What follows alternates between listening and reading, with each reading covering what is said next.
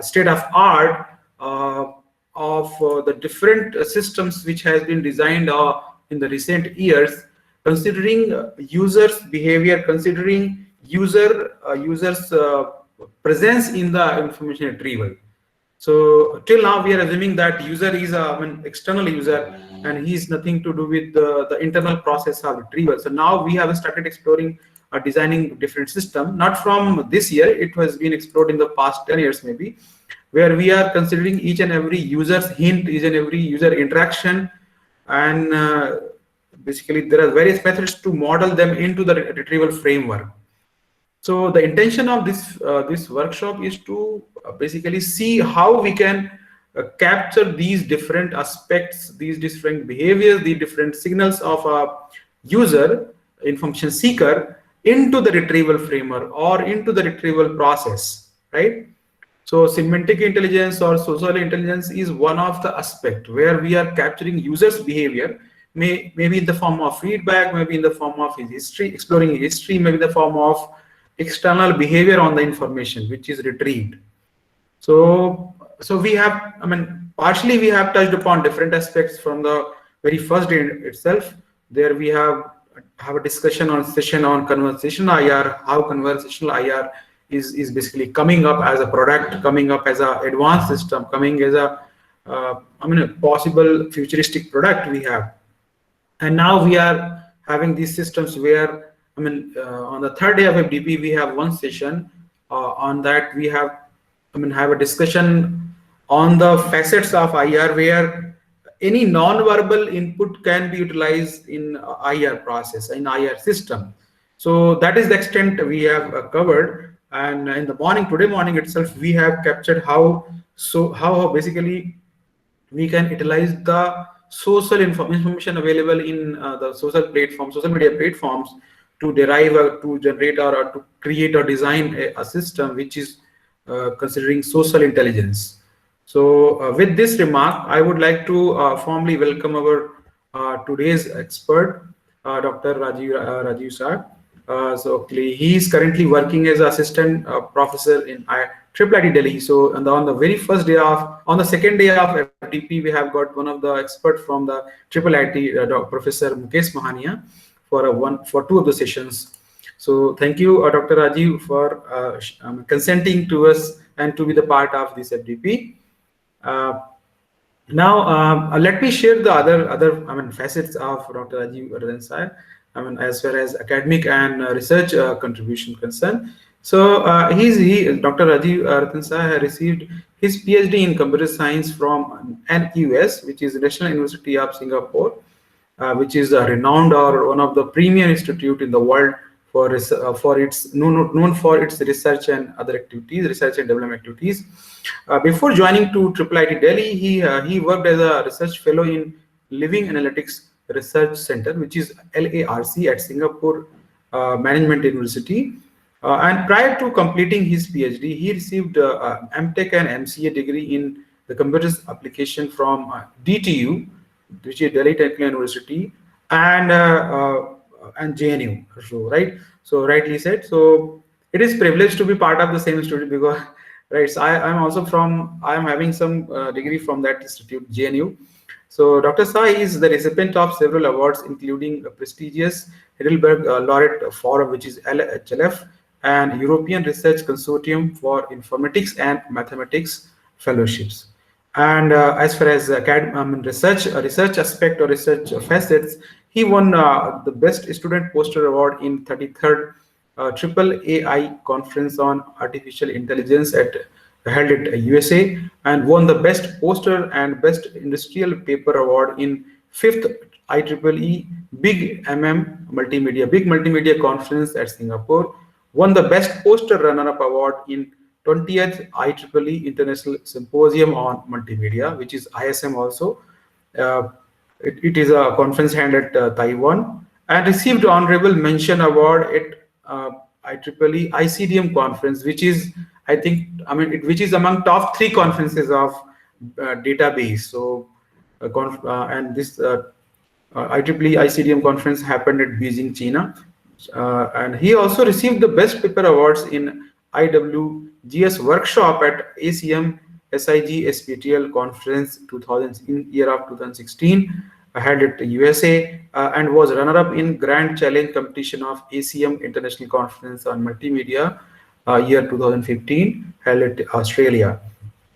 And as far as development program, he involved in the organizing or reviewing the many top international conferences in general. His research interest includes a very interesting domain, which is multimedia content processing, natural language processing, image processing, speech processing, multimodal computing, data science, and very interestingly, social media computing. So, I mean, all these facets are, I mean, indicating the way this research and academic contribution Dr. Sai is having. So thank you, Dr. Sai, for accepting our request for part of this LTP. Thank you very much. So from here, I'm requesting you to take care of the session.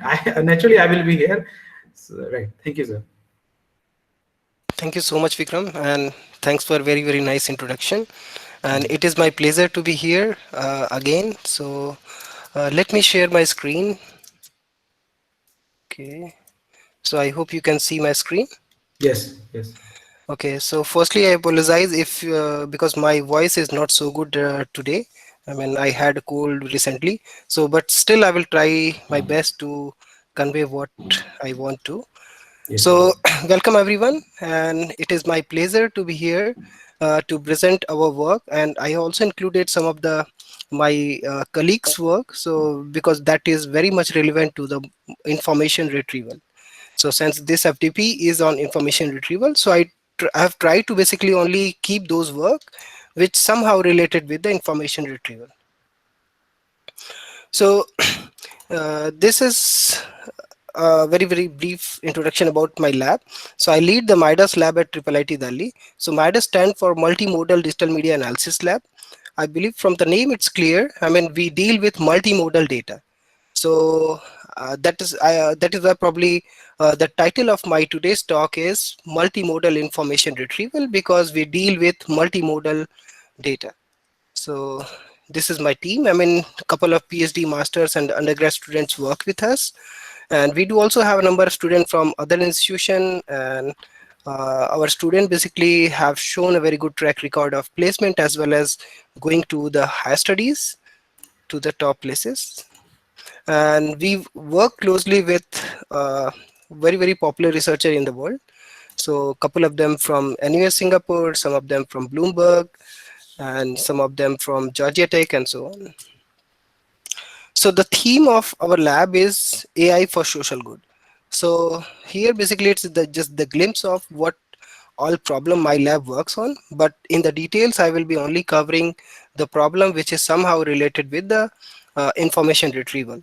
So one of the first work we are doing on the automatic speech recognition for different domains and accents. So probably in your real life you have encountered many of such systems.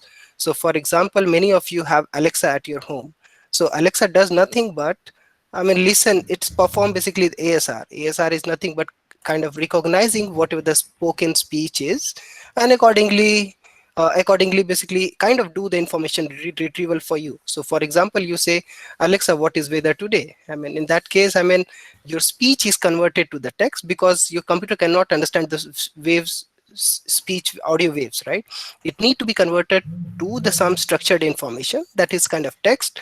And so once it is converted to text, you can do all the processing, do the information matching, retrieval, and give it back to the your user.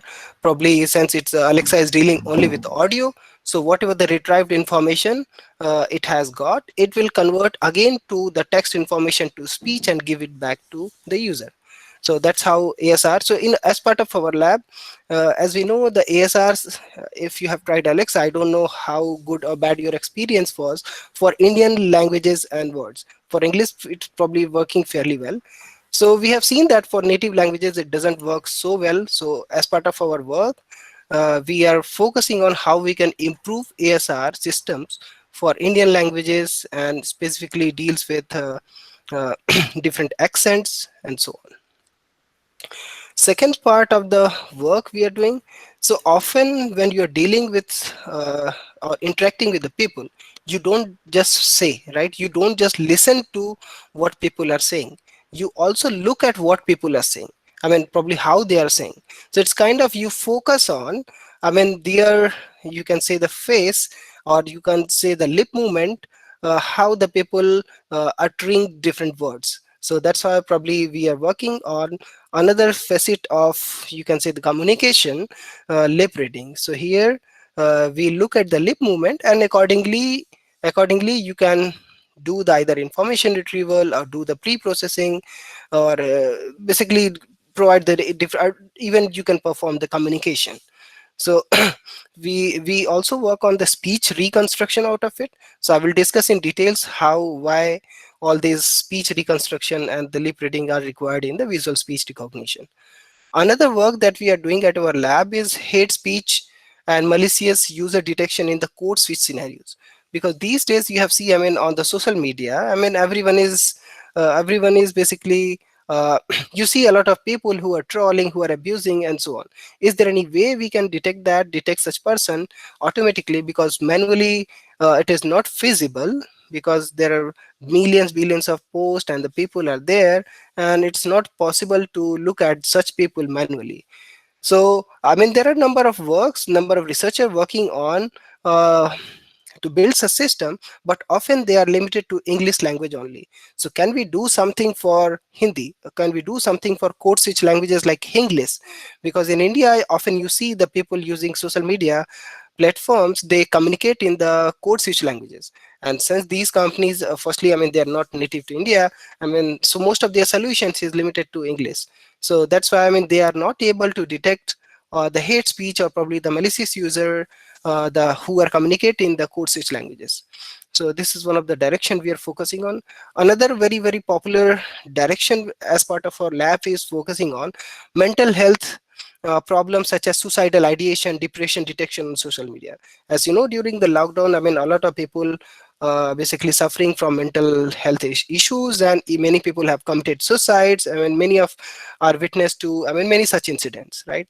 So is there any way, I mean, the AI or probably the recent advances in technology can help you to basically reach out to such people proactively if you find someone is depressed, so that before they commit to suicide or probably some take some severe steps, so the probably the psychologist can be approached, or probably the family or friends can reach to them, and so on.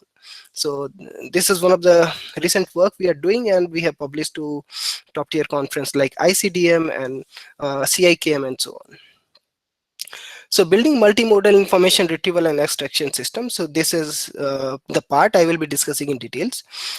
So okay, so I forgot to add uh, one slide, one project, but anyways, I will discuss that in details. So knowledge graph construction for different domains. So because these days, I mean, if you look at, I mean, I don't know if probably someone has covered, but these days information retrieval is not only limited to the given query or so on. I mean, they basically, the information retrieval are also basically using the knowledge graph for different domains, which will help them to understand the query, kind of converting the unstructured query to the structured query, and they can basically find the corresponding documents or the information from the given database. So the knowledge graph is also one of the very popular direction you can explore if you are interested in natural language processing or probably the information retrieval system and so on. So one of the work that we have done recently, and it is being used by one insurance company, is kind of automatic detection of damage for a given car. So often happens, some accident happens, so some surveyor from insurance company come to your home, do the survey, and accordingly they process the claim. So it's a kind of long process as well as the costly process. So could we do something to determine could we do something to determine how much damage is that, and whether it's a real or probably some fake? And if you could determine all those, I mean, you can reduce the turnaround time as well as save the money from both surveyor, I mean, the insurance company part, and which they can further utilize in giving better claims and so on. So other works that we are doing on detecting, analyzing, recommending advertisement in the video stream. So this is also somehow related with the information mining. So fake news detection and propagation. So specifically, since our lab is working on multimodal data, so we are focusing on multimodal fake news detection, propagation on the social media. So many of this work which I'm discussing has been published to the top places like AAAI, CIKM, ICDM, Interspeech, and so on. And many of them are under submissions and so on.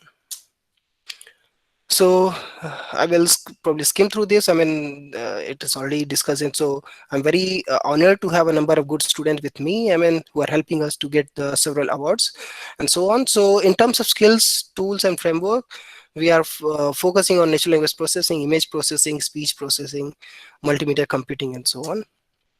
So as part of our lab, I mean, we are empowering a number of organization and building on different solutions for them as well, collaborating with them on different projects. So these are some of the organizations whom we are working with. So be it Delhi Police, Delhi Jal Board, Delhi government, and some of the private companies, big private companies as well. So the motivation for our lab is focusing on the multimedia data, because in real life, I mean, you encounter mostly the multimedia data, and it's not only encounter, but you also create and process multimedia data. For example, as a human, if you see, I mean, we have different senses. So you can basically write text, you can basically speak or listen audio, you can basically see something kind of image, you can process continuous pictures, so kind of video, you have animation. So kind of, I mean, human is one of the best example of the multimedia, right? Multimedia system who process multimedia data around the him or her, right? So it's kind of multimedia is increasingly becoming the biggest big data around you. And since it's the biggest data, so there is scope of information retrieval, searching, mining, and so on. So as the most important and valuable source of insight and information. So that's why, I mean, these days information retrieval, searching, and mining is not only limited to the text information retrieval, which is traditional we see. So for example, when I say the search something, do information retrieval something, often we only think about retrieving a text document. Often we only retrieving about giving a query in terms of text. But is it real? Is it enough? I believe no. Probably some of the example I will try to give more insight on that. So multimedia data is kind of spurring on tremendous amount of research and development in different technologies and application like education, banking, commerce, healthcare, entertainment, and that you can think of. So usually I provide a very short introduction about data science and thing, because end of the day you're going to data science is not only I mean, data science kind of a broad uh, area where basically you are discussing about information retrieval, searching, mining, and everything. So I usually give this Venn diagram. So data science deals with computer science, maths, and statistics, and the domain information. As you know, the data scientist is one of the very popular and you can say the high paying job. So you need to know, being a data scientist, what all the knowledge, what all the skills do you need. So the person need the knowledge of machine learning, understanding of analytical functions, kind of statistics, programming languages. So it comes with computer science. Similarly, deal with, since you have the data, you need to uh, have stored them, consider some SQL database coding, and probably converting the unstructured data to the structured data. That is the most important thing. So why do we need machine learning? Because machine learning is because definitely, I mean, being with machine learning, what we try to do, we try to build some kind of accurate and effective system which probably either perform better or probably similar to the system more effectively or more accurately, right? So as the example I've given, suppose you need to find who are the person abusing on the social media, right? In that case, I mean, you cannot do it manually. Of course you can do it manually, but it will take probably years to find such person, or probably so many people are need to be involved. So but using machine learning system, you can automatically find in a very short amount of time, in, you can say, a fraction of seconds. So there are several paradigms of the machine learning. So mostly we use classification, regression, and clustering. So classification, the reason being, I'm again briefly covering this because I believe in FGP there are many different background of people are there, and for them, many of them, it's probably easy cake, but for others, I believe going further, it's easy, it's good to provide a background and do. So in terms of classification problems, so here basically you can see the machine learning paradigm is usually divided into two. I mean, there are others as well, but mostly people discussing about supervised learning and unsupervised learning. So in supervised learning, we basically teach the machine learning models with the examples. You can say there you have the ground truth with you. The ground truth, I mean, the correct label for the thing. So for example, I have a picture of cat, so this is the picture of cat, and you gives probably several hundred or thousands of images of cat of different pictures, and teach the your computer, okay, or model, look, I mean, this is how a cat look like. So that next time when I give a new picture of cat, the the model I have trained, it will say, okay, so this is the picture of cat. So it's kind of classification. Similarly, the regression, where you deal with the real number values, real time values. So for example, for a given examination, how many numbers the person will get, the other thing you can think of. So in terms of clustering, so clustering is example of unsupervised learning. So here you don't know the ground truth, you don't know the labels, you only probably have the data. So in this case, I mean, ideally what they find the similar patterns, similarity, based on that they group the data. So here the similar data are grouped together, and based on that you can think these all the data samples in this particular cluster having the similar features or similar characteristics. So another example, another slides I always have, because often people get confused with what is AI, ML, and deep learning. So because often you think, I mean, they are interchangeably the same thing, but they are not. So artificial intelligence is something, a technique which enables machines to mimic human behavior. So here you try to do exactly how and everything human does, right? So there are several ways you can achieve so one of the technique is kind of machine learning. You have probably heard of expert system and so on. So that's why the machine learning is a subset of AI techniques which use statistical method to enable machines to improve with experience. So when I say the statistical method, is try to basically learn a function, a mapping of input x to y, the output y, and so that whenever you give a new x value later on, it will give you the y value. So it's kind of learning a function. So deep learning is kind of, again, so there are several ways you can perform machine learning. So deep learning is one of the way. So it's a kind of subset of machine learning which make the computation of multi-layer neural network feasible. It's kind of, they try to process the information very similar to the human brains, where you have I mean, the billions of neurons, I mean, they are connected with the different layers, and how they propagate information from one layer to another and finally make the decision. So I hope it has provided you a good overview of what machine learning is, what AI, deep learning, and so on. And so let me now jump to the main topic of today's talk, multimodal information retrieval. So before I go, any questions here? So yeah, so actually we have not any questions which are pending. So maybe because this is the practice that participant used to raise the question after maybe 35 minutes. So we'll Sure. expect. Sure. Right. No issue. So, anyways, I'm going, since I try to make my slide, basically the presentation, bit more interactive, because the some of the part I'm going to cover now require interaction with the participant. So I request them to participate and help me with what they are getting from that. So let's move to the information retrieval. So before talking about multimodal information retrieval, we need to understand what information retrieval is, right? So I believe in the previous sessions that you already have a very good understanding of information retrieval. So just a recap.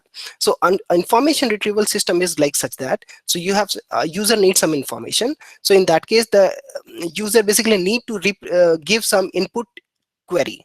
So that input query usually, I mean, I hope you have seen in form of text.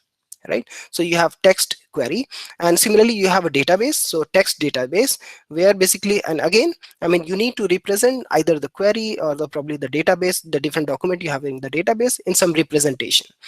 So once you have represented into different representations, so that could be in form of a vector. So like so suppose if you're dealing with the text, so you can represent a text probably say using word to wake in 300 dimension. Similarly the same way. So because the next step after representation is we need to find for a given query what are the similar documents, what are the required state document. In that case you need to do a matching, right? So that is the next step. The first step is given query, find the representation of. Similarly you have the database of all the document, so you need to basically for a given query match with all the document you have, and compute the similarity. So again, that similarity could be in terms of, there you can use several similarity metrics. So it could be cosine similarity, it could be other similarity metrics, and based on that you have the similarity score. So for a given query you find the rank list of items. So once you have the rank list of items, you can basically send back to the user. And again you can perform the relevance feedback. So the reason being we perform the relevance feedback, so once you give a query, because often there is a subjectivity, there is a subjectivity in the query as well as in the document, and often computer system don't understand the intent of the query, right? So that's why we need relevance feedback to revise your query. So for example, I write a query apple, right? So when I write a query apple, so I have an index in my database, I have documents of several apples. So one is apple probably dealing with the fruits, one apple is probably dealing with the mobile company, and so on, and probably the other mobile devices, right? So when we do the similarity with apple, you will get in the rank list, you will get both kind of documents. You will get the mobile company data as well the fruit data. So that's why the relevance feedback will add the intent to it, right? Using I'm looking for say fruit. In that case, I mean, in the next round, I mean, after taking the relevance feedback, it will basically filter out or throw out the data related with the mobile, and accordingly it will give me the uh, other documents in the database I have. So for example, now the rank list will be after throwing or probably removing the mobile phones, so like apple chutney or probably apple fruit, apple vegetable, I don't know. I mean, you can think of whatever the documents it is there, and it will give it to you. And accordingly, I mean, so usually, I mean, you think of, I mean, do you really perform user feedback in the normal Google query, Google search query that you do, or any search engine that do you think, right? So ideally, I mean, as the people know, I mean, the Google cannot probably they don't do. So that's why there is several ways they try to automate this process. So that automate process could be in terms of several ways. I mean, it can basically look at the context, like suppose right now you're searching for how to make vegetable, how to make say kheer, how to make something. So in that case, it understand the concept. Right now you're talking about some fruit, right? So based on that context, it can probably help you out and understand. So this is how any retrieval system works. So I've just given the example of text retrieval system.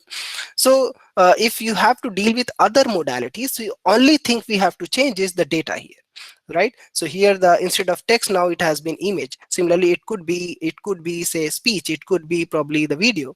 Similarly, the database will change, and only thing will be changing in any retrieval system is the representation. For example, suppose you are having text, so it could be word to wake representation of text of 300 dimensions. Suppose you're dealing with image, so you can perform some convolution to probably use some pre-trained model to get the representation. Similarly, if you're using speech, probably you can use MFCC features and so on. So depends on, I mean, what kind of. Similarly, if you're using video, you can use R2+1D and so on, right? So only thing which will change in any retrieval system that you're dealing with is the representation and the query. Rest other thing is the whole concept is same. So for a given query, you do the similarity with the documents in your database and rank them, and finally give it back to the result. So I hope uh, this is clear. Okay, so let me go next. How?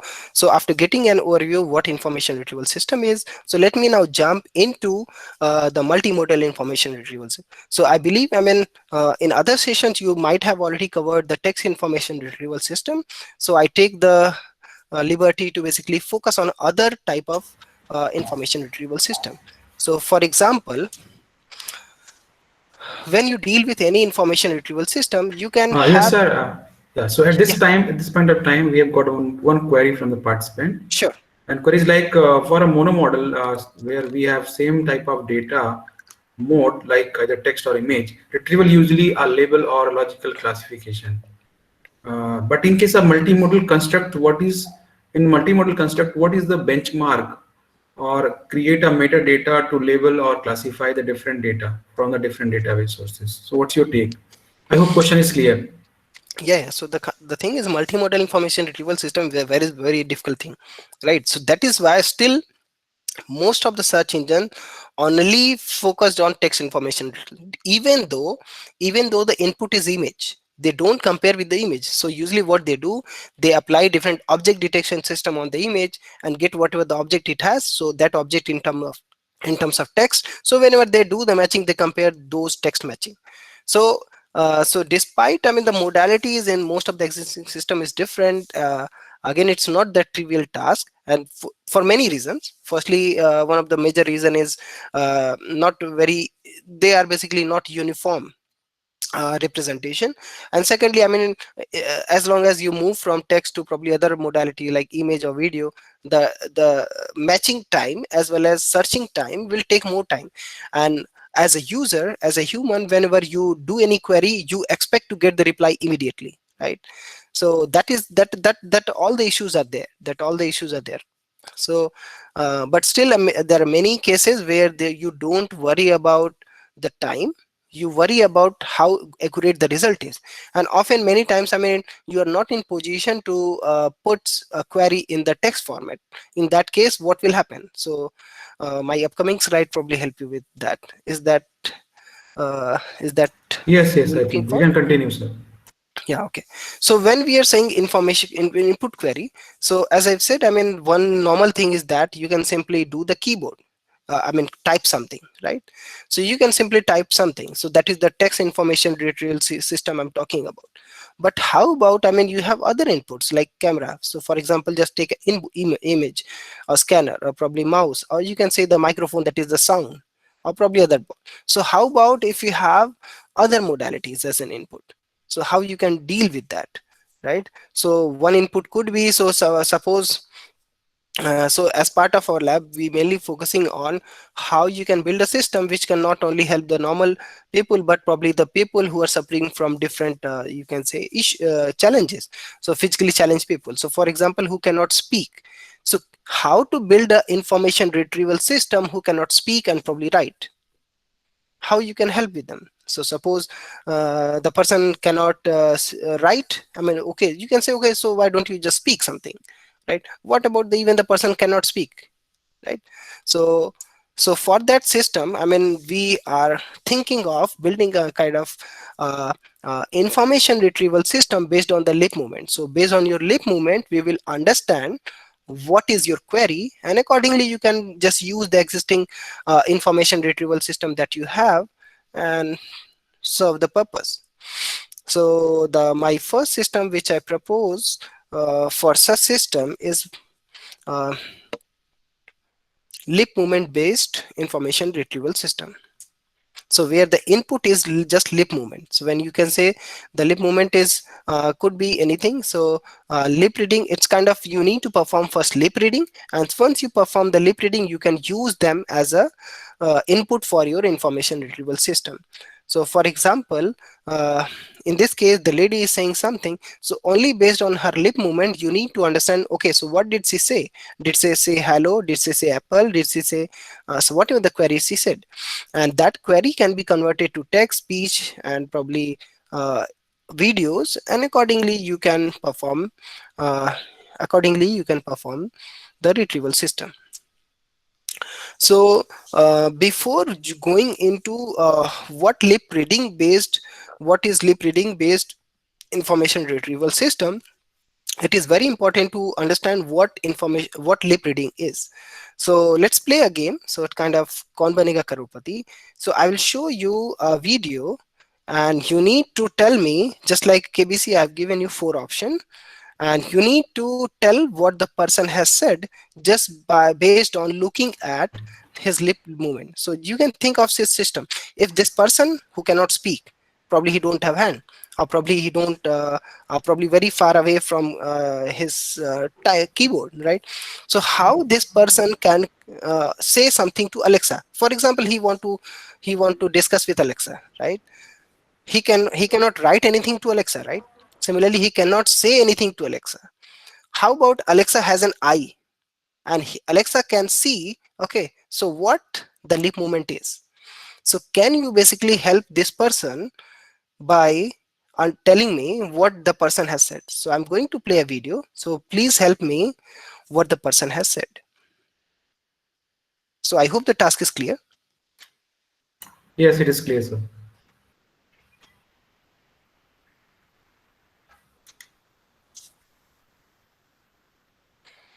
So this person has given an input query in form of lip movement. So please help me what the query is so that we can do the information retrieval. Yeah, so participants are, yeah, okay. Now we are getting started responses. So confidence is the first answer. Confidence is also now coming. Conflict is also coming. Yeah, so we are getting, so our participants kindly respond to this possible quiz. Okay, so it seems like it's very difficult for the people. So let me play the video in slow motion. So probably this will help the person to understand what the, because just treat it like right now you are an Alexa, right? You are an Alexa and you need to serve the information for this given query. So how you'll do that? So let me play the video in slow motion, and please help me now what the person has said, because until you don't understand what person has said, you cannot provide the information to him.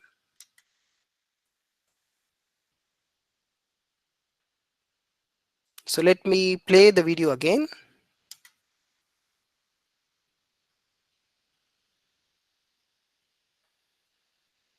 Anyone?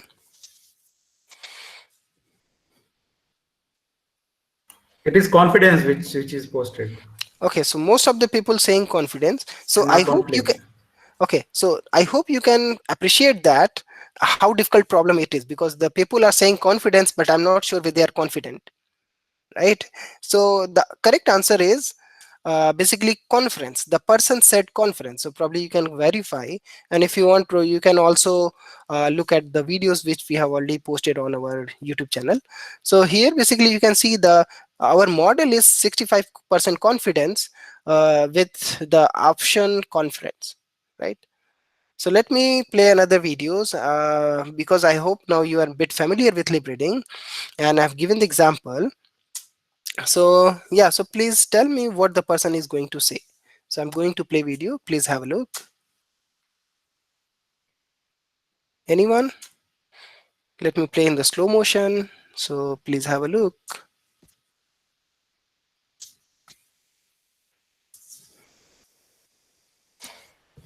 Yeah, so responses are like special, special, special, and once again. Okay, okay, okay, we need to play it, sir. Yeah.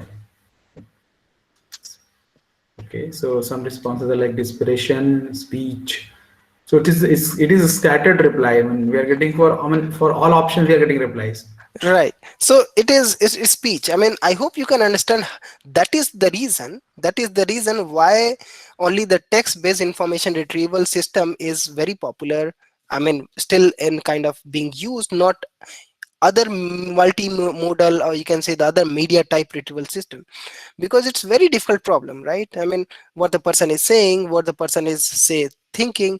So we have built a system basically based on your lip movement. We understand what you are saying, and once you find what you're saying, you can perform the we can perform the any kind of task. So so let me just go for the difficult one. So so because the reason being, I've listed a number of example here, number of words here, because for computers they don't have just 4 words like this. So they have kind of several hundreds of such words which they want to find what the person has said. So So like in this case, for example, I've shown you 500 words. So can you tell me what the person has said based on his lip movement, right? So it's a very, very difficult problem. So let me play the video probably in the slow motion.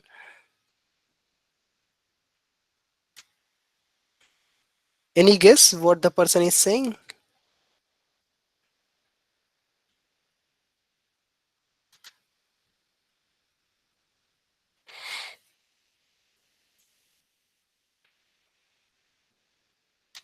So it seems like a difficult word, right? Any guess? Which word is this?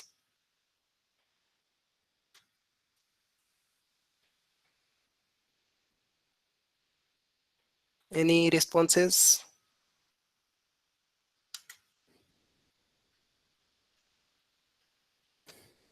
Okay, so the word is difficult. Yeah, so it is indeed difficult, but it is a difficult word. Yeah, so the overall whole lip reading is very difficult, right? So you may think of just having this system, I mean, will help you to provide a information retrieval system to person who cannot speak. So the next thing, so in this case, I mean, you had a kind of video as an input, silent video as an input. So you may have also uh, you may also have basically speech as an input. So for example, you have Alexa at your home or some other system, right? So the person says something, and that speech is kind of processed here, or probably sent on cloud, and accordingly try to find source. For example, you want to play some Bollywood song, so this person said, Alexa, play a Bollywood song. So in that case, I mean, it will first convert this speech signal to this text. And once it is converted to text, so now you can basically perform the natural language processing here. So here it's Alexa, it means something has been said to Alexa. After that, just ignore. So play is the action that need to be done. And what play? Bollywood song. So that is the name entity that you have. So after that, Alexa has already have a kind of Amazon already have a kind of list of Bollywood movies or probably songs and so on. So once you find that, it will find that, and once you find this list, you can just start playing and the person can listen. So very similar system we have built for a company. So here it's kind of music on demand system. So where basically some person has to call on some number and say the movie name, or what you just dial the movie name, movie song or movie name, and accordingly, so that is converted to the speech to text. And so once it is converted to text, basically uh, you can basically perform the audio response to the user, and based on the query you can play the song, whichever song. So as our future work, currently we are building such system for kind of Indian languages. So just consider the case, I mean, uh, consider a case, for example, you might have seen, I mean, using Alexa on Google, your Amazon, right? You say uh, um, please play Nanna Munna Rahiyu, right? It won't understand what is Nanna Munna Rahiyu, because they don't their system is not fine-tuned or probably built for Indian thing. I mean, of course, India is a big market and they are working on that. So, but still, I mean, there is a huge research potential for building ASR for Indian languages. So this is one. So the next thing what we have done, so how about, because as we know, it is very difficult problem to convert, it is very, very difficult problem to just focus on the lip movement and understand what the person is saying. So what, assume you have, and also such kind of system is limited to very limited words. So how about you want to perform an IR based on the lip movement on you can say any language, because right now it is only limited to English words. So how about I want to perform an system for Hindi or probably other languages, or even say not only limited to words, probably some sentences and phrases, right? In that case, we have seen that, I mean, only converting this lip movement to the text is not suitable solution. So what you have to do, convert the lip movement to the speech. So when I say the speech, the input is lip movement and output is the sound, not sound, I mean the speech. So like in this case, the output is difficult word, but Using the converting the lip movement to speech, the output will be a audio signal which says difficult. And of course you can basically lip sync this particular sound that you have generated with the person's lip movement, and it will be kind of output will be video. So you can do so.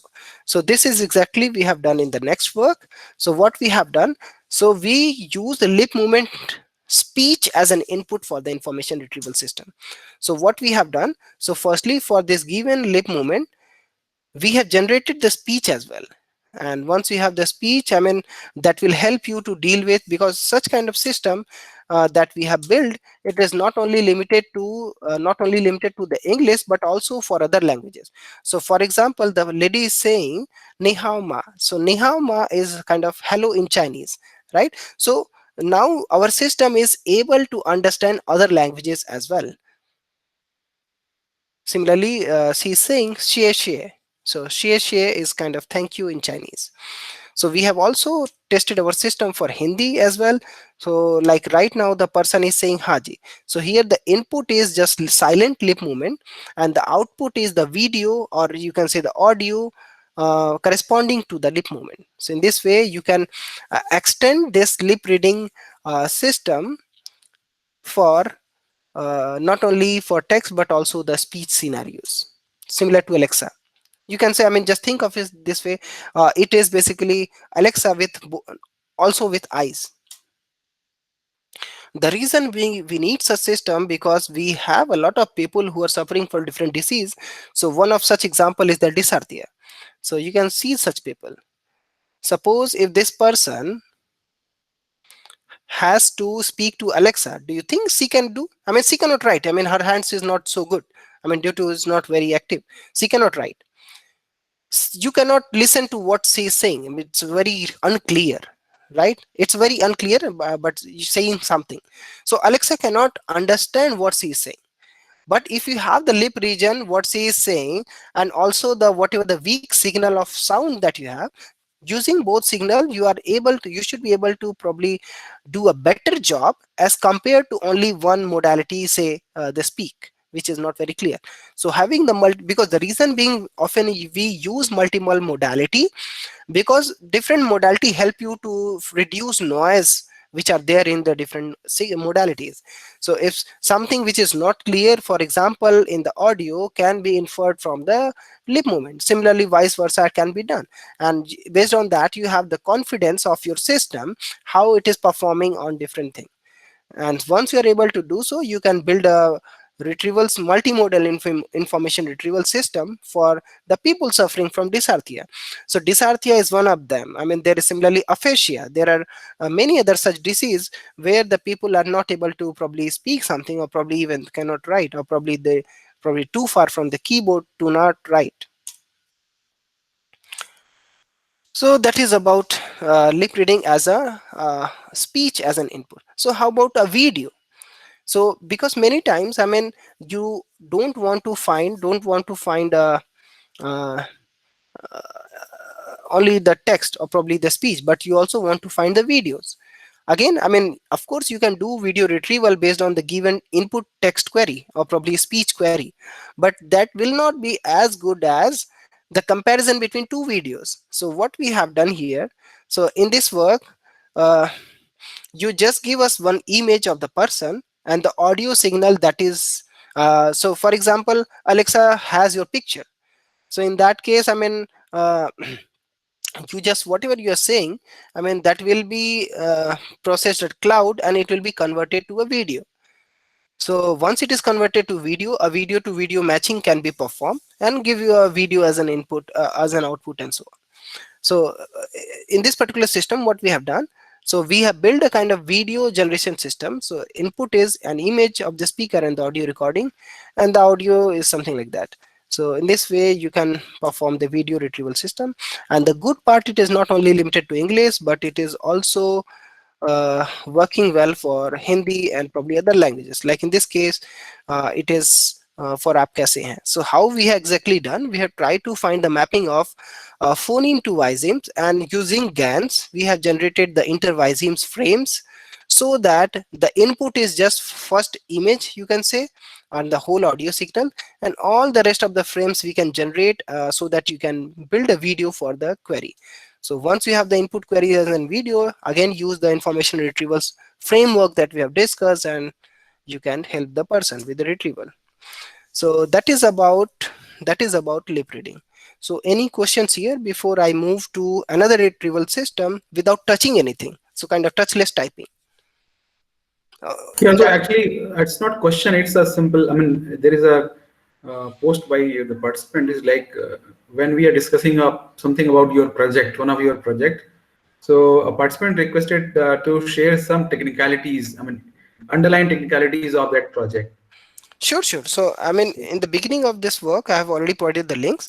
So I haven't included details for the previous one, but you can follow the all the technical details in the paper. For this particular work I'm going to discuss in details all the technical details. Similarly, the subsequent work which I'm seeing, because due to limited time, I mean, I haven't included the technical details of all the work, but let me go into the technical details of this work, which is again very similar to the previous one. Okay,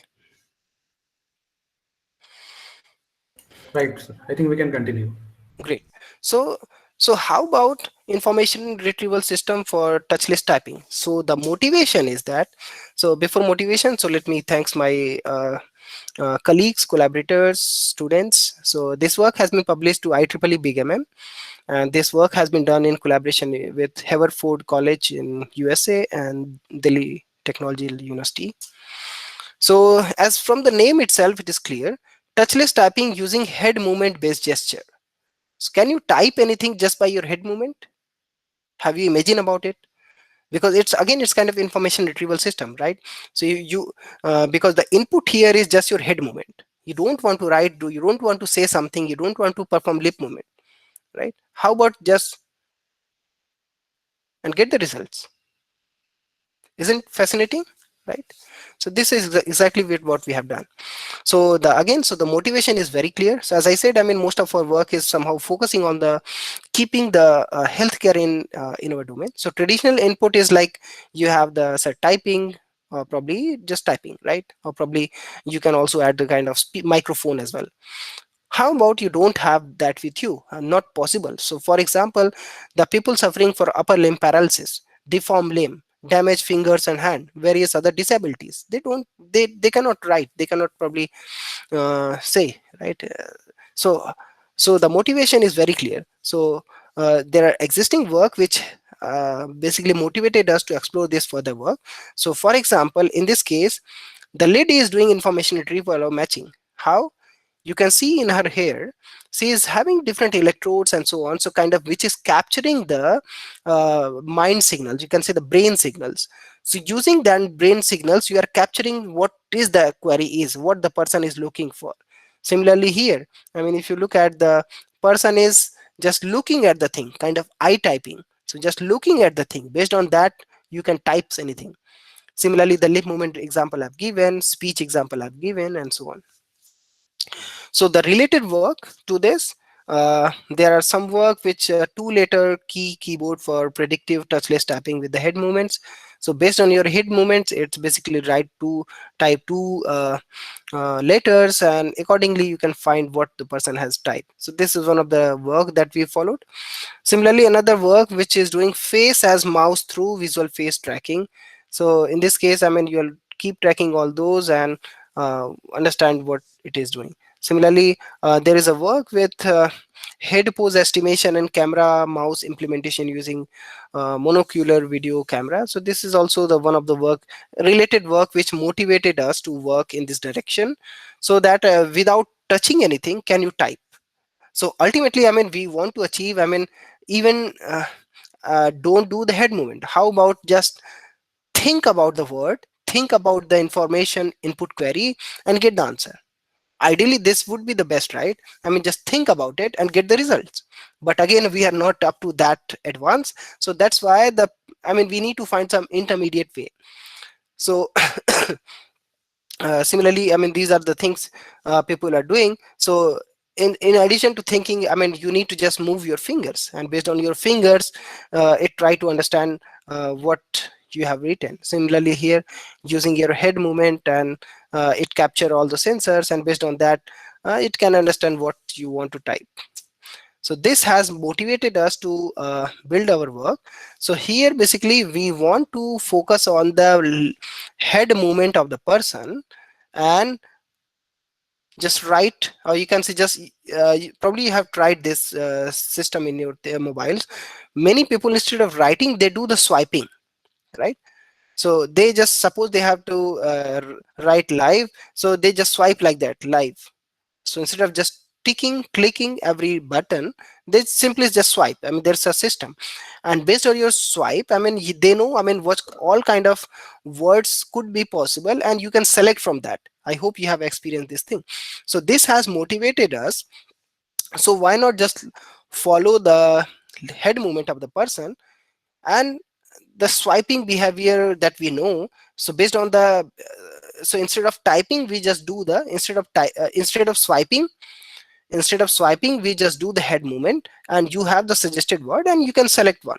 So probably you want to select the first word, just blink your eyes one. Similarly, if you want to select the second word, blink your eyes twice. I mean, there are many other ways you can achieve that.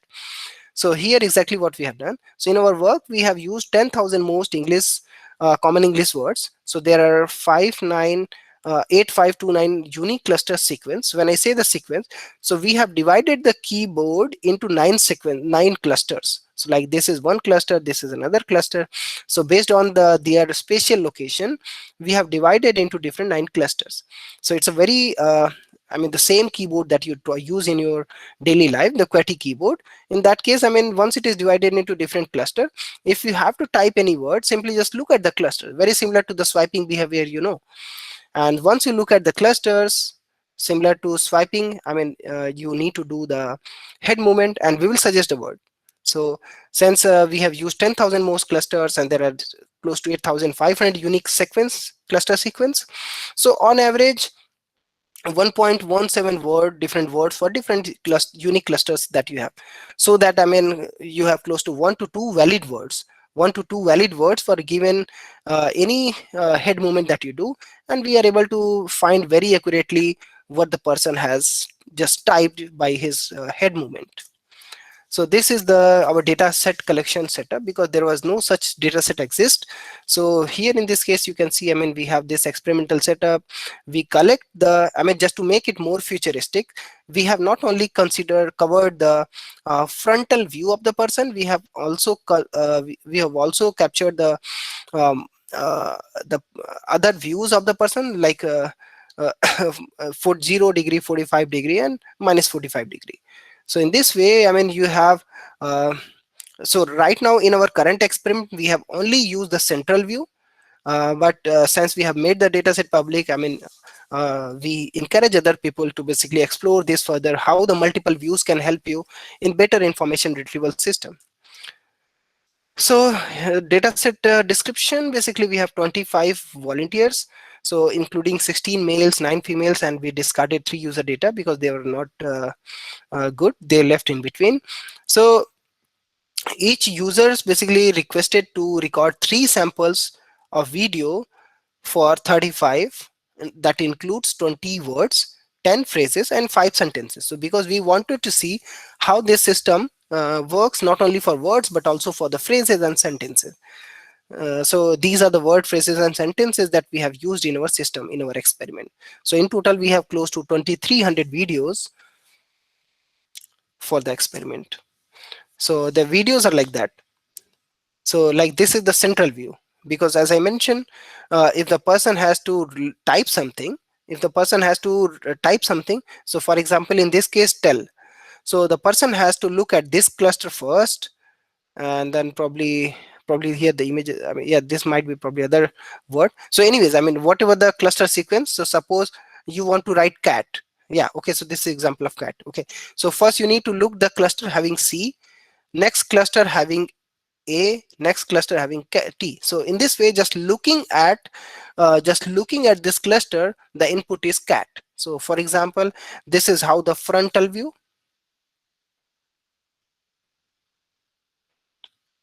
So the person had just typed cat. So this is the frontal view. Similarly, this is the left view, this is the right view,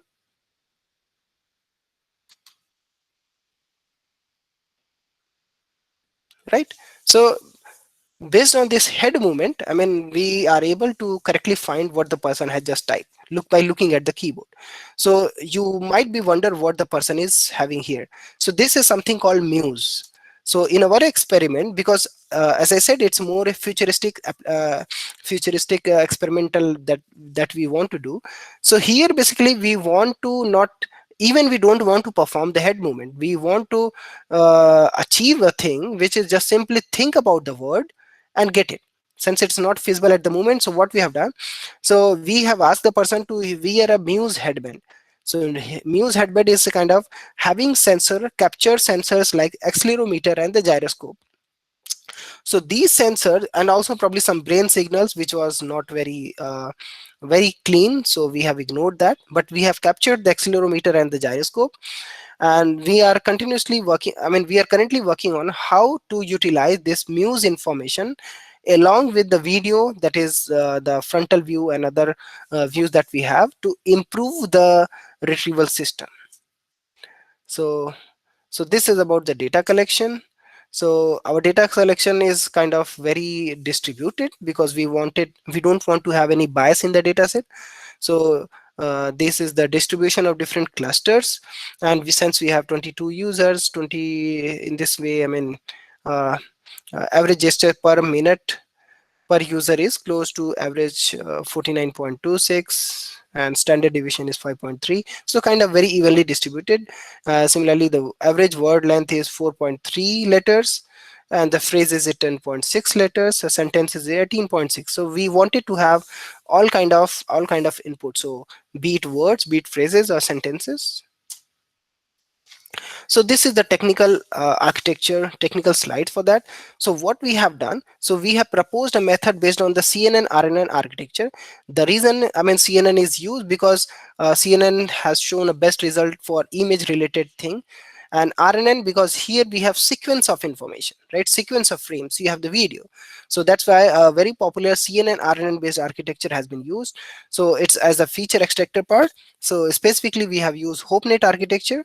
So you have this given video, so you have the ResNet 50 as a backbone, so you have fully connected layers, and similarly based on that you can basically uh, um, predict the yaw, pitch and the roll feature for the input image. In this case you have this, so you can after that perform the multitask classification scheme. So in this case we have done. So this is how, I mean, the different features you get. So you have different features for this hope using HopeNet uh, architecture that we have used. So once you have this HopeNet architecture feature, you can pass it to the different uh, models that you have. So in our case, we have used sequence of bidirectional GRU network, and based on that you can perform the training and CTC loss function that we have used. So after that you can perform the beam search to find the sequence, cluster sequence for the given input. So like in this case, probably the person has the video sequence that you have passed, the person is looking at the different sequence 6371. So 6371 correspond to two words, love or live, and the person can just simply choose the word which he want to. So for the evaluation metric, we use the DTW, that's kind of dynamic time wrapping. So in this way we have computed, it's a kind of standard evaluation metric that has used in similar domain, similar to previous work.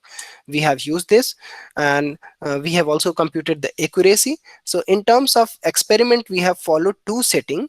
So in the first setting, what we have done, so if you recall, I mean, for every different words or phrase and sentence, we ask the user to record 3 samples per sequence. So in case of intra user, the user is same, but the recordings are different while testing. So kind of suppose the person having had 3 recording for the word live, right? So in this case, I mean, the first 2 are used in the training, and the third is used as a testing. So in that case we are able to give very good results, so kind of 96.78 with accurate results.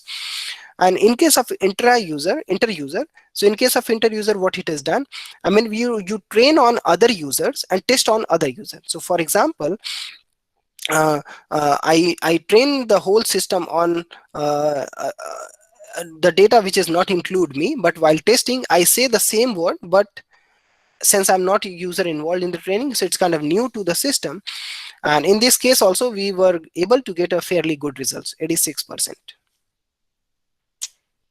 So right now, I mean, all these results in only based on the single view.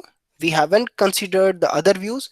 We haven't considered the muse data that we captured, accelerometer and the gyroscope. That is our ongoing experiment.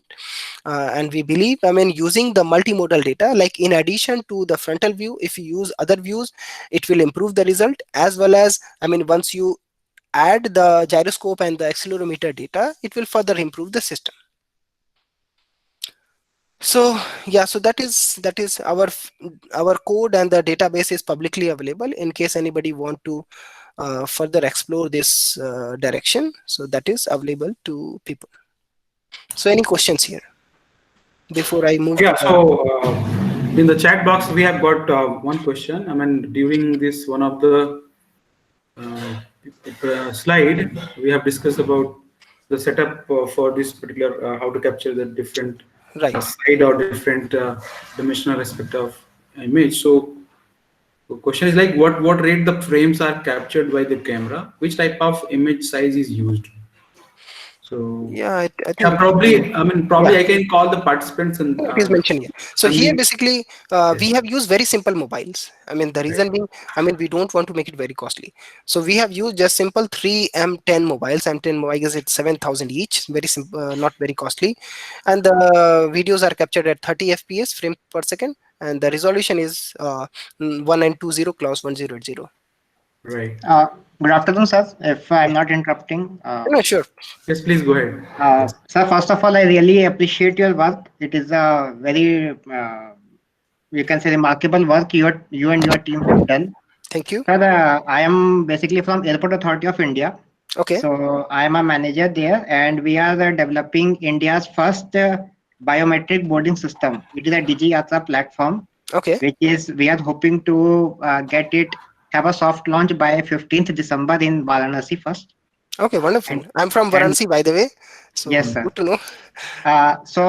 Maybe if you feel like I will be there in Varanasi in December 15th, so if you want, you can come. I will give you a Sorry, I'm in Delhi and I don't have plan okay. right now. Well, maybe if Yeah, you okay. plan, so I might give you and your team have a look inside. And basically, we are also looking for this kind of gesture movement system.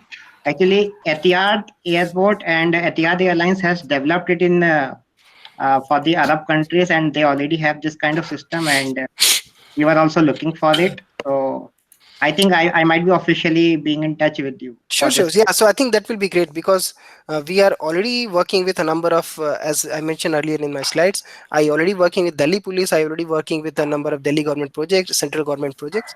So yeah, definitely we can explore the possibility because the direction is similar. And if you're working on biometric, and because my next work is on biometric itself, I mean, which I'm going to cover.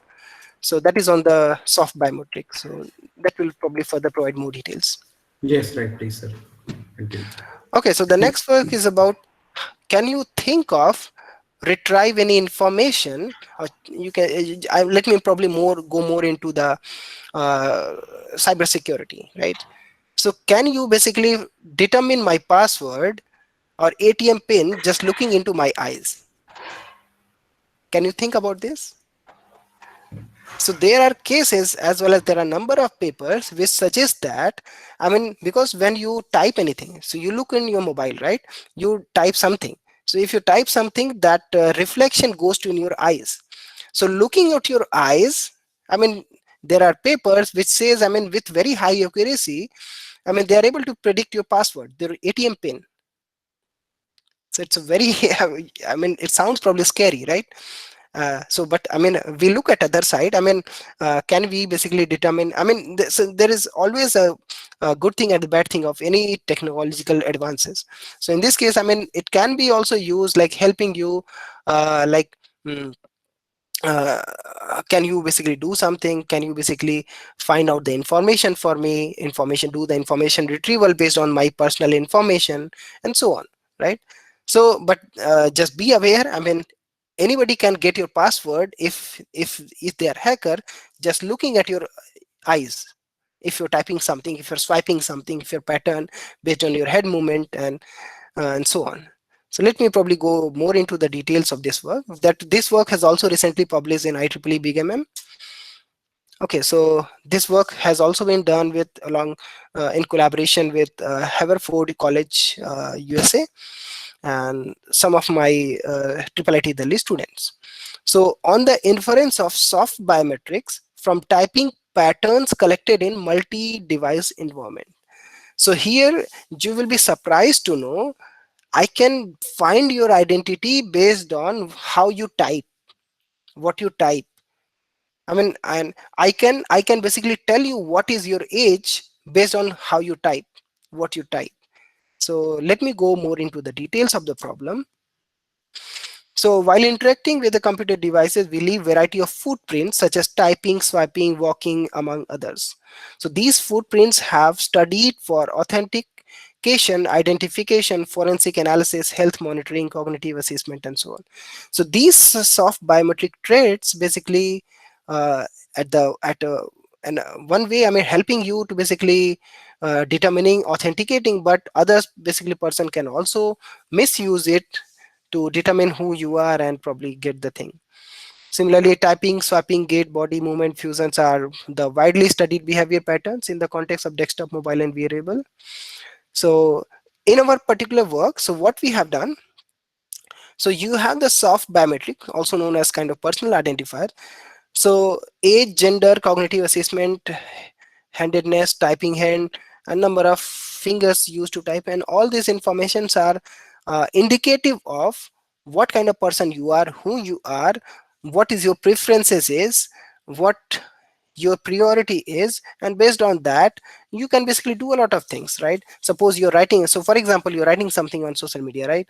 I mean, based on that I can determine what your age is. So later, I mean, or probably what is your inclination is, right? So if your inclination is support to some party A, or probably is other party B, and what if, I mean, if you have supporting your party A through your soft biometric, I can probably get I can basically do some sponsored, because in case of sponsored content, I mean, you know who are the people, who are your target people whom you want to send the data. In that case, basically you select these kind of people to further influence them or bias them. Similarly, I mean, there are other type of people who are a kind of borderline, so they don't know whom to vote in the election, right? In that case, I mean, you can pass, because once you identified such kind of people, you can pass the information which probably change their mind and probably towards your party and not to the party B, right? So it's kind of very dangerous as well as very useful, so it depends how do you use it. So the motivation use case is personalized user case, because you think of, I mean, when you are signing up or probably starting with a mobile or any app and so on, it asks for a lot of personal information. So instead of writing all those, I mean, how about you just learn from, I mean, whatever my typing style is, what kind of device I use, or what my fingerprint is, and so on. It help you to improve recognition rate, and mm, latest research basically suggesting the same. I mean, these biometrics help in improving the recognition of the person, of the type, or different classes that you use. So it also help in targeted advertisement, because once I know more information about you without you explicitly tell me that, I know what the age group you belong to, what kind of preference you have, and I can basically give you accordingly the advertisement. So that could be political, that could be commercial, that could be many other type of things. So identification of fake profile on the social media, can we basically determine if some person is I'm one of the also the victim of such thing. I mean, someone has hacked my friend's Facebook and communicated with me. I probably have transferred some money. So many people can be a victim of such thing, right? So in that case, I mean, because if some other person start using your, say, Facebook, right, definitely you won't write exactly the way the other person write. If there are some indicator which can detect if someone is using your profile, or similarly the profile is fake and so on, so you should be able to adding some kind of flag, highlighting a flag basically help us to any dealing with cyber crimes. And similarly in the forensic it can be used. So just give a use case. This is also one of the real stories. So here the some person hacker, so a person on the left, so he impersonate as a Benjamin, so in the middle, and this handsome guy, so to this particular lady, so she is a kind of divorced and lonely woman.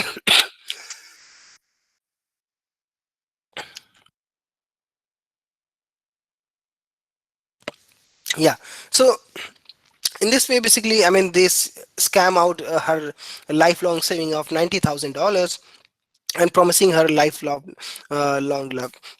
So many of you follow probably the crime patrol and so on. Many such cases basically also result in the victim commit suicide or die, and probably go into the mental health and issues and so on, right? So it's kind of a lot of things are there. I mean, many people probably fall in love with other which person does not exist. He just wanted to extort the money. So I mean, if you have the soft biometric somehow to determine whether the this is the same person or not. So because we don't know, I mean, what the age group is. I mean, if you know, I mean, this hacker is probably some young person, say 20 years old. I mean, this is probably 50 years old. I mean, using the soft biometric, I mean, if you are able to find, no, I mean, this is not the right person. There is some thing that's something you need to take care of. So that might be fake profile. So probably we could have saved her lifelong saving, and probably we could save someone's life.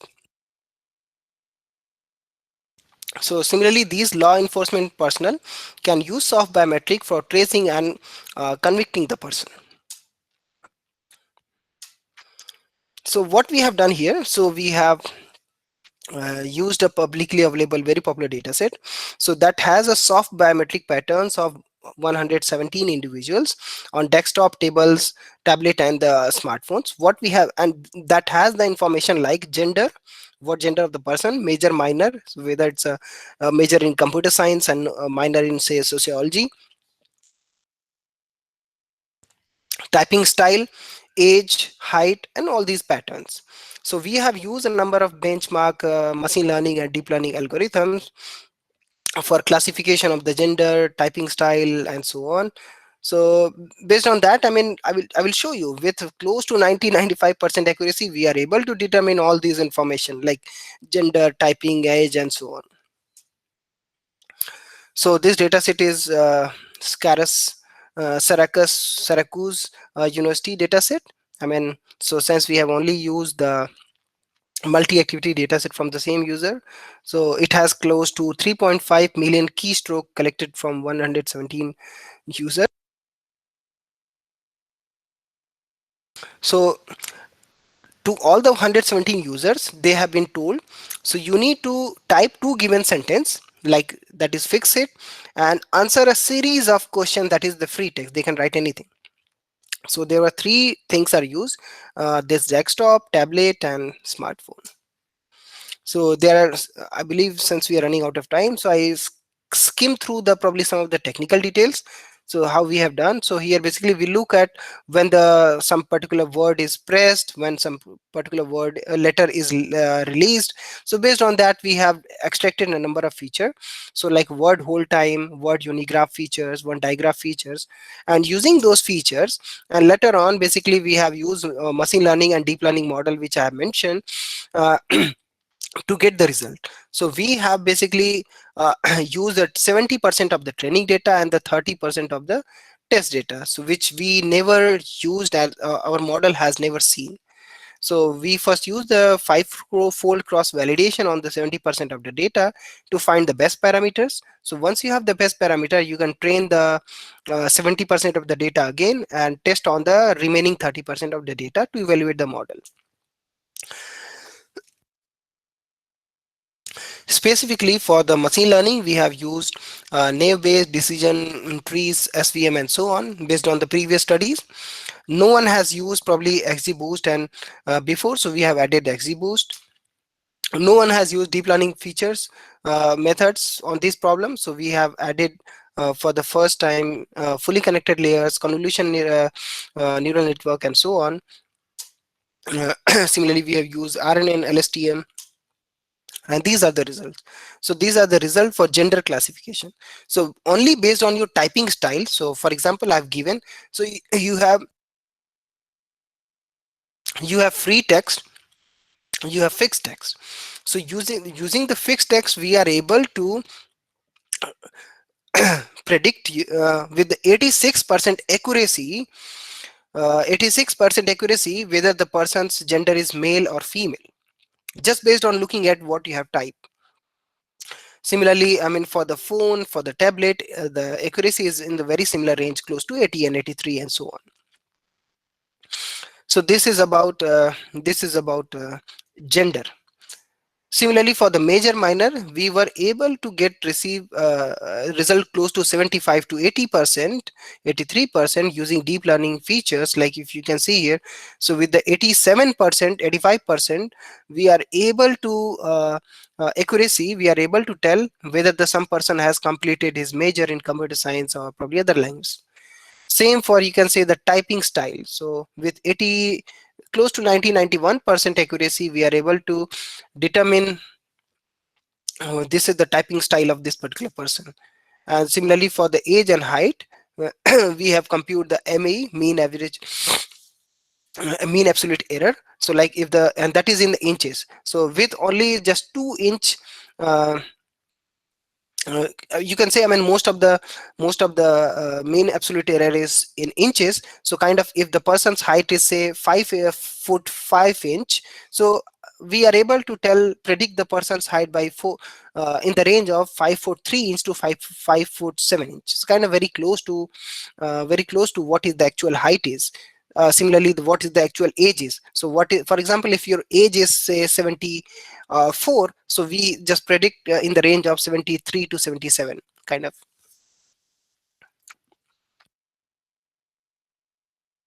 And similarly, these are some qualitative comparison with the other works which are published. So we are able to get the best results. So most of the earlier work only focus on the gender and age.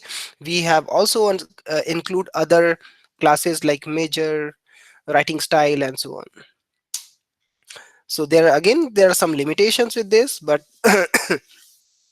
but yeah,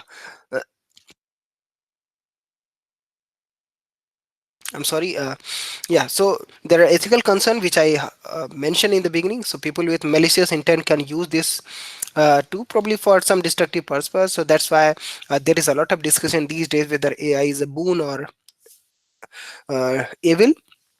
So that we have to decide. So we need some public policies to deal with that.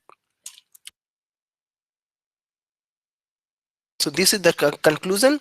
So we are able to get a very high, with very high accuracy, that only based on your typing style I can predict the different soft biometric for the person. Yeah, so any questions here? Okay, so now when we have addressed the questions which are posted by the participant during this section, so more or less questions has been already addressed. So I request participants, if they have any questions, that I request them directly enabling their audio and posing this question directly to the experts. So actually, I am working in this intent modeling, right? So one of the work which I have recently published in one of the transaction, it was considering the basically we are taking care of the different relevance feedbacks actually. So so it was a designed interactive information retrieval by utilizing the feedbacks during the different stages. And we have planned different relevance mechanisms, relevance measures, and these relevance measures has been utilized to generate the result and predict the possible related results. So it is like balancing between exploration and exploitation. So one thing I wanted to understand, is it possible to identify the personality of the user and try to retrieve the result? So can we somehow can we model the personality traits? So what Yes, would be the source of the personality traits? yes. So in fact, I mean, I haven't included this work here. So we have one very recent paper, and I mean its extension is already in the public submission to one of the very good conference. So we can tell your personality traits, like you are extrovert, introvert. I mean, there are mainly 5 personality traits, right? I mean, we are able to predict all those with very, very high accuracy just based on your speech. Right. Based on your speech, I mean, we are able to tell you. Similarly, we also have the video recording of them, so it's kind of, we have very similar data collection technique which I've seen. I mean, we have very similar data collection what we have done. So we converted the conversation. I mean, basically we have set up organized a number of conversation on different topics, so where the different people do the conversation on different topic on each other. So based on their what they have discussed, like based on the text we have, based on the speech they have, we are able to predict their personality trait with very, very high accuracy. So again, very similar to this soft biometric, that is also one of the soft biometric, and the people can use it for determining what kind of personality trait of anyone, and accordingly you can do information searching, retrieval, and other thing. Yeah. So, something related to this. Actually, we are exploring the possibilities of a work where we can utilize the search history of a user, and we are trying to derive some kind of thought process. So, by simply exploring my search history from the last 1 month or 1 year, or maybe anyone, any user, can we have a system which can identify the thought process of the user? And I mean, this thought process can be utilized in many ways actually. Yeah, I mean, there So are, can we do that? Can we yeah, we simply can do explore the that. search? Yeah, Yes. we can do that. Again, there is another very popular work we have recently done, and even Times of India have covered that, about suicidal ideation detection. So Right. based on your previous historical tweets, I mean, how your behavior is changing, we are able to predict with very, very high accuracy, I mean, whether this particular person is depressed, whether this person is going to commit suicide. Right. Right. So yeah, so I mean, we have done this for these use case, but there are many other work which have covered many other use case. So yeah, so there are many other work, and this is very popular direction at the moment.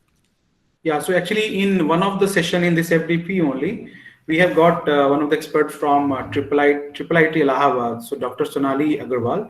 So she has discussed this very important term called concept drift. So whenever we have this kind of, set of data or stream data, so we can. It is important. I mean, it is always vital to identify this concept drift. I mean, how user is drifting, how patterns are drifting. So, Right.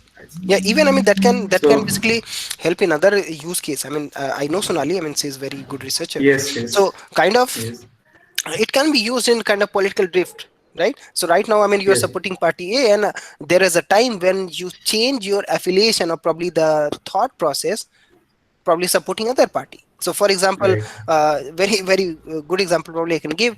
I mean, before the Bihar election, the probably the uh, poll result was saying something. Now exit poll is saying something else, right? So there might happen some concept drift among the voters, where yeah, probably they were supporting NDA and now probably supporting something else. I don't know whatever the result will be. I'm just giving an example, right? So yes, something yes, happens in any case. right. So I think with this we can close the session because we are not having any pending query from the participant. And on the behalf of NIT Kurukshetra Computer Science Department, I would like to thank you for accepting our request to be the resource person for the FDP. It is always privilege because I mean, whenever we explore, I mean, it is my preference to identify the young faculties. I mean, it Do is we kind have of more a time? privilege, I mean, yes. I do have couple of slides more, but it Yes. depends on the time. I mean, if we have time, we can go ahead. If not, Yes, yes. probably. Naturally, we can take few 5 to 10 minutes for that. Okay, Yes, so please. probably I will just take 5 minutes. I don't go into details. Sure. I will try to. The reason being, I want to highlight all those work because there are several scope. There are areas where you can think about where it can be applied, right? So, for example, I just quickly go to one of my colleagues' work, fast, flexible, scalable multimedia retrieval. So here, basically, you can see. I mean, you have the given image query. Similarly, in your database, it is stored like that. So don't you, I mean, you just think about, I mean, how you can do the different queries. So you can think query, not just some like snowboarder. but you can do a structured query like this: a jumping snowboarder, or probably a person is riding on white horse. So like in this case, I mean, if you just search a query, person riding horse, like in that case, I mean, you may get this other thing. But here you look at the query: white horse, probably person. I can replace the person with the say young boy or probably kid. So here, I mean, these days a lot of thing is happening in the retrieval system.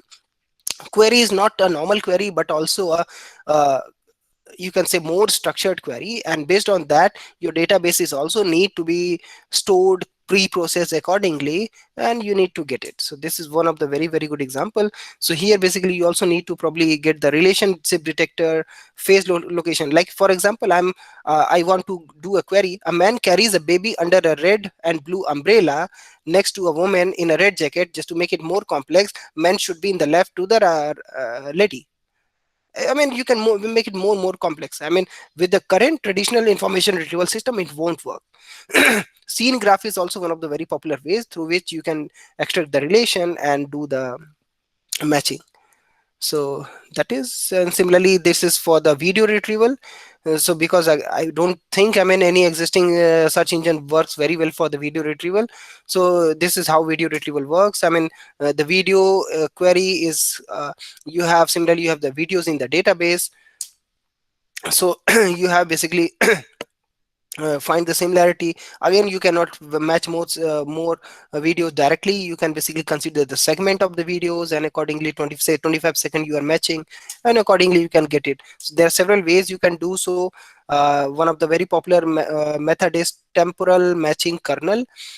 So you can follow this paper if you want to go more details. And so in this way you can see, I mean, here just to compare the video, they consider the Fibonacci numbers just to introduce how the golden ratio can be. So in this way they are matching the video. So I'm just skimming through, so I'm sorry if I'm going very fast since we don't have time, but I just want to highlight how the different progress is there in the different area. Similarly, I mean, we are also published some of the very good papers in the top conference, like for information mining in the finance. So here you have kind of here historical data of the finance stock. So here basically you have the audio signals of the CEO, something called earning calls, which happens every quarterly. Based on that, we are able to predict whether the stock price is going up or down, or probably volatility is how volatile it is. And based on that, basically you can predict whether some stock is profitable or not. And some of our recent work says that, I mean, using this information is very useful. So we have also considered the graphs in it, like very good example you can see here. So here we have considered three industry: one is the computer, one is the travel, one is the healthcare. So this is the, you can say that this is how the COVID thing started. So once COVID started, the travel stock keep reducing, keep going down. And similarly computer stock went down for a moment during the peak of COVID, and after that improving because everyone start working from home and so on. Similarly healthcare, because of course in COVID situation a lot of money has to be spent on spent on the healthcare. So that's how the healthcare companies now, you can see in the last few months they are getting huge money and so on. But the travel which is going down. So using this graph and all information, we are able to predict with very high accuracy and which stock is going to yeah. So that is the conclusion.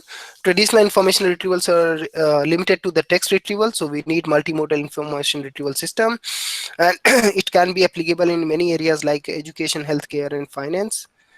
These are some resources for the people who want to start with machine learning, natural language processing, and so on.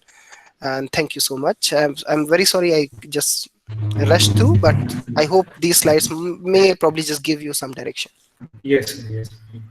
So I think I mean we have partly addressed the questions previously also, and taken all the possible discussion points during this break in between the sessions.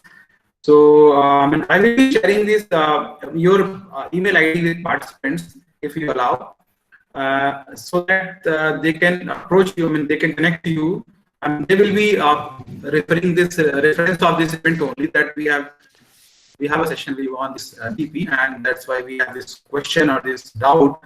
So because I think this is how we can connect to the real needy person. I mean, the person who is actually need help from the academic world.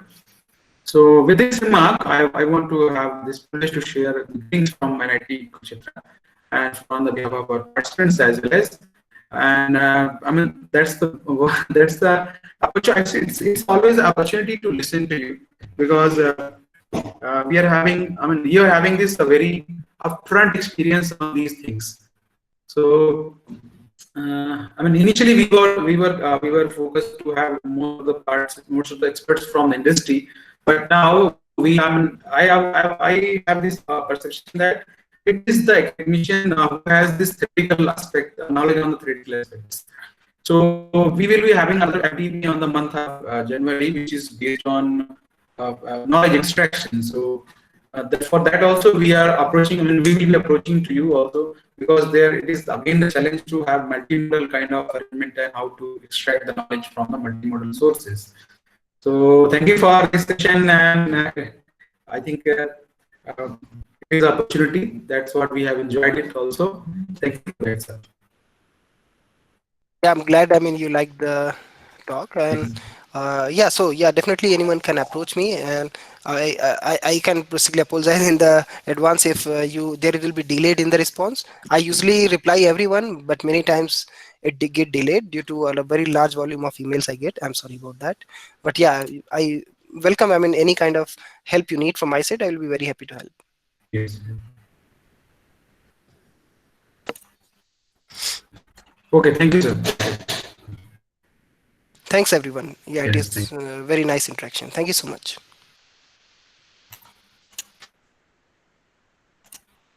Okay, so I think I mean each and every participant has got this URL for the quiz, so they might be attending the quiz. And please submit this quiz on time. So the closing time for the quiz is around 2:45. So be on time, submit your time, and let's enjoy the last session of the PP. So I request participants to be with us for this last session also. It is not a optional session, it is a mandatory session, because after that only I will be uploading attendance for this FTP. Thank you very much.